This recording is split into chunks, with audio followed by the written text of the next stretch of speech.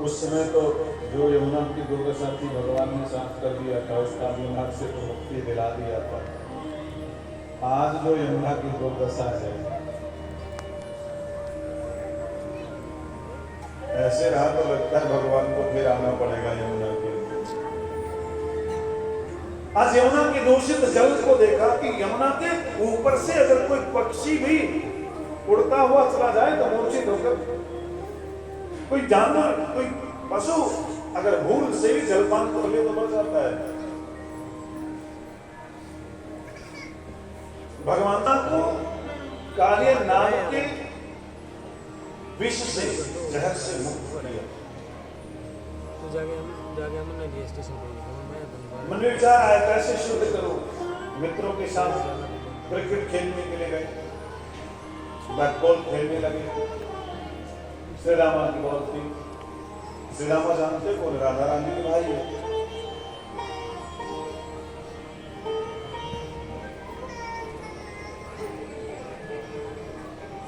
सोचा क्रिकेट खेलेंगे, क्योंकि भगवान को कोई माध्यम बनाना था। श्री रामा से कहा तुम अपनी बॉल दे दो। श्री रामा ने कहा मैं अपनी बॉल नहीं दूंगा, क्योंकि मुझे मेरी बॉल बहुत प्रिय है, मुझे मेरी गेंद बहुत प्रिय है।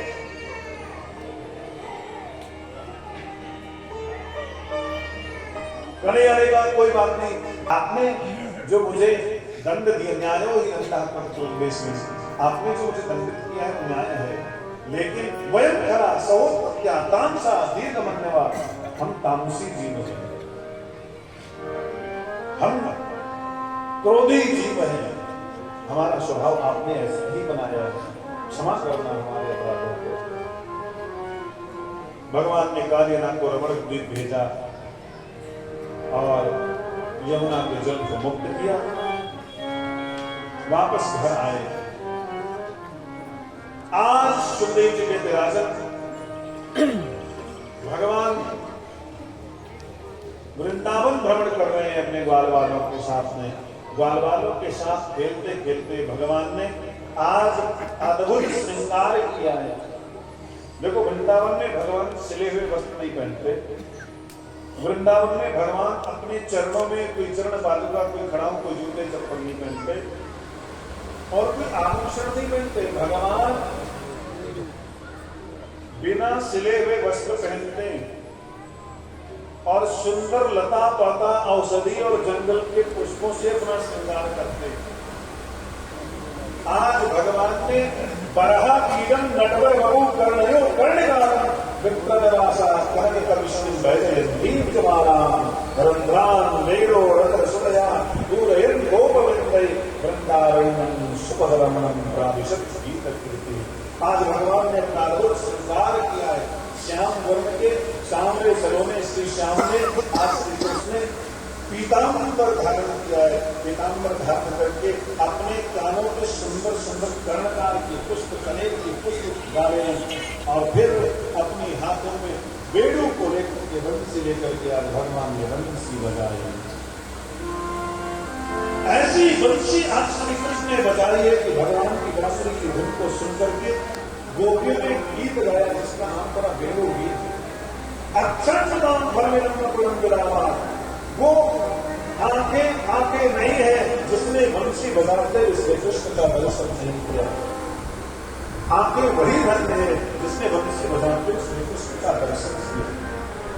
ऐसी बंसी की तान आज भगवान में पूरी है कि जो गौ में चरने गई थी वो जुगाली करना भूल गई, घास चरना भूल गई। जो यमुना का जल बहता हुआ जा रहा था वो शांत हो गया। जो वृक्ष हवा में लहरा रहे थे वो शांत हो गए।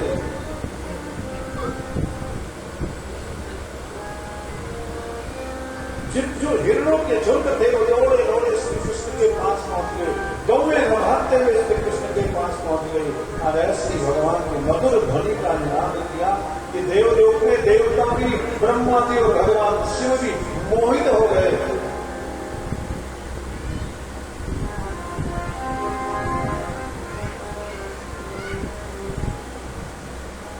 आज भगवान वंशी बजाते तो वृंदावन में प्रवेश करते हैं और वृंदावन वृंदावन में जब भगवान ने प्रवेश किया तो जैसे ही घर के भीतर गए और भीतर जाने लगे, आज मैया ने रोक दिया कि आप भीतर नहीं जा सकते। कन्हैया ने कहा भैया क्यों, मैं भीतर क्यों नहीं जा सकता, मैंने जाना है। मैया ने कहा सुनो, अभी तुम बंसी बजाते हुए गौरे जलाते हुए अभी आए हो ना, अभी तुमको स्नान करना होगा। क्यों? क्योंकि हमारे घर में कल कोई विशेष पूजा रखी गई, हमारे घर में आज पूजा है और उस पूजा की हम तैयारी कर रहे हैं। हम कर्म से ही दुख होता है, कर्म से जीवन मिलता है और कर्म से मृत्यु होती है। हम जैसा कर्म करते हैं वैसा फल हमें प्राप्त होता है। कौन का सुख दुख कर दाता, निज कृत कर्म भोग सब भ्राता। हम जैसा कर्म करते हैं उसका फल हमें प्राप्त होता है। इसलिए आप इंद्र की पूजा छोड़ो, अपने कर्म को सुधारो। बाबानंद ने कहा तो अभी बालक है, बैठी बैठी बड़ी बड़ी बातें कर रहा है, इसको छोड़ दो। हमें तो पता है ना, हम बड़े, अगर इंद्र की पूजा नहीं हुई और कुछ हमारा नुकसान हुआ तो उसको कौन जिम्मेदार है? बाबा ने कहा चिंता मत करो, आपको पूजा ही करनी है ना, मैं आपको उनसे भी श्रेष्ठ देवता की पूजा देता हूं। आज कन्हैया ने कहा अगर आपने सच में पूजा कर तो आप प्रकृति के साथ जुड़ो, आप नेचर के साथ जुड़ो। आप पूजा करना चाहते हो, गिरिराज गोवर्धन की पूजा करो।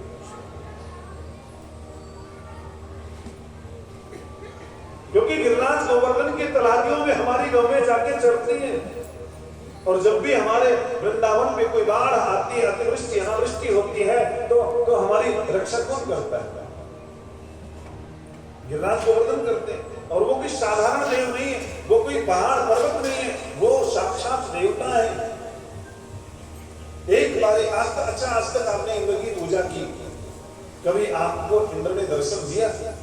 एक बार मेरे कहने पे अगर आप गिरिराज गोवर्धन की पूजा करोगे, मैं वचन देता हूं गिरिराज गोवर्धन साक्षात आपको दर्शन देंगे। रात्रि भर लोग सोचते रहे क्या करें, इंद्र की पूजा करें या ना करें, करें या ना करें, और गिरिराज गोवर्धन की पूजा करें या ना करें। भगवान ने प्रेरणा दी है, हमारी वैदिक सनातन परंपरा है, हमें प्रकृति से ईश्वर से जोड़ा है। हमारे यहाँ अग्नि की पूजा है, अग्नि को देवता माना है। आप अग्नि में अनाप, अगर देवता मानते हो तो अनाप शनाप चीजें नहीं जला सकते हो।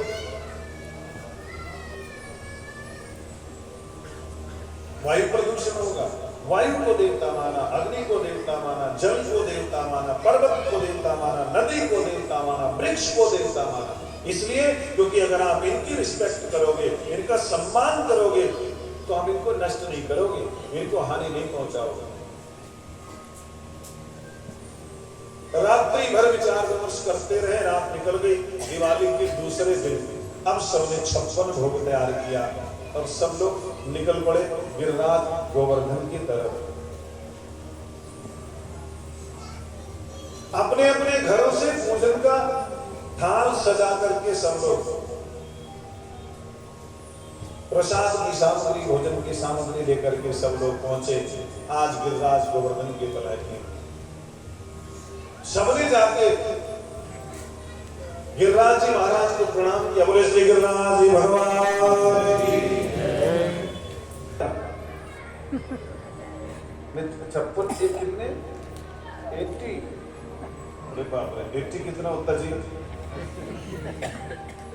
तो नागपाल जी और जग्गा जी भी मेरे से अंग्रेजी बोल रहे हैं। तो आज सुंदर से भोग का दर्शन करेंगे और उसके बाद हम सभी लोग मिलके गिरिराज जी की परिक्रमा करेंगे।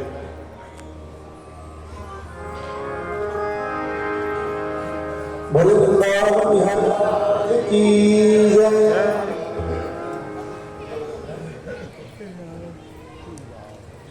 बोल दो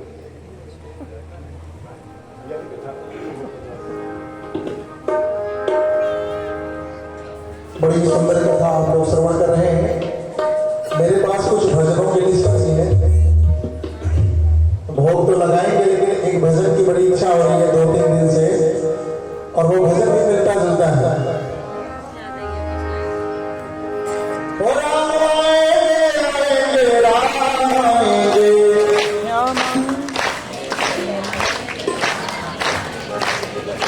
मेरी झोपड़ी के भाग्या खुल जाएंगे, आएंगे।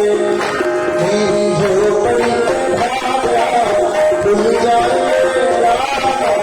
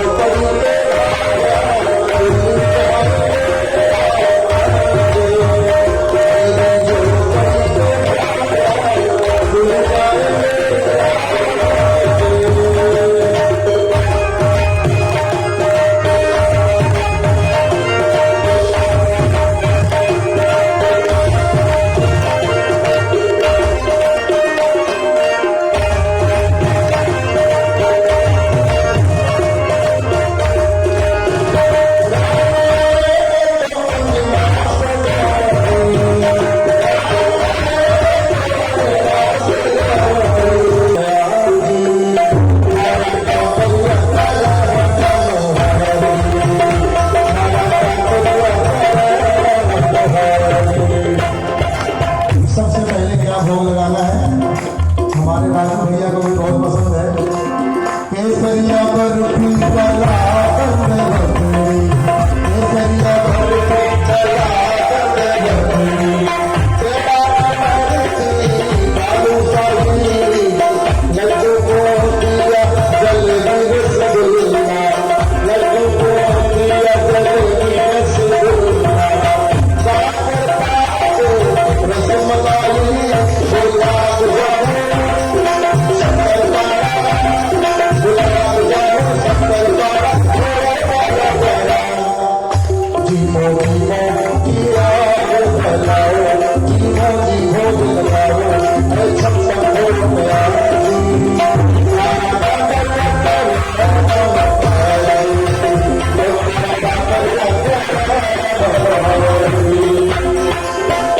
भगवान को सबसे पहले मिठाई खिलाया है।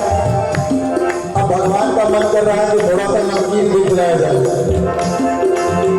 दाल मोट पकौड़ी कचौड़ी, दाल मोट पकौड़ी कचौड़ी, भुजिया पापड़ चीज़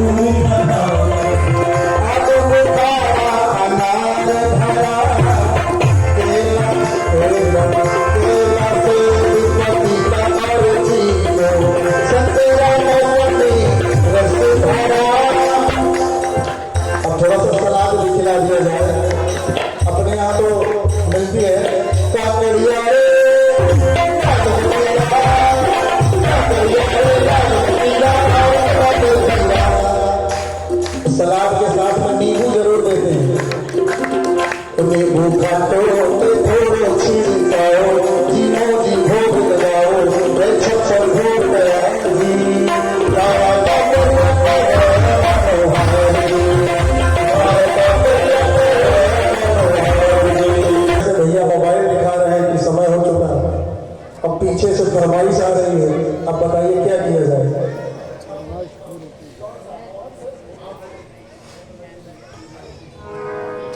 चलिए अपने अपने स्थान पर सभी लोग खड़े हो जाइए। अब आइए एक छोटा सा भजन